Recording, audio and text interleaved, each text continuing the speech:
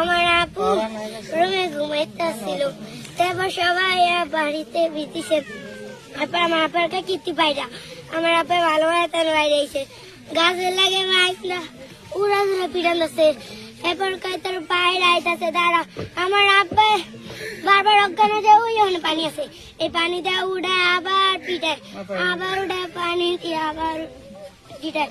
আমার আব্বারে ওই জোড়া ব্রিজ অজ্ঞান করে হালাইছে। আমার আব্বাই বাথরুমে গেছেন, কারণ বাথরুমে গেছে একটা বাথরুম খুললা পইরা গেছেন।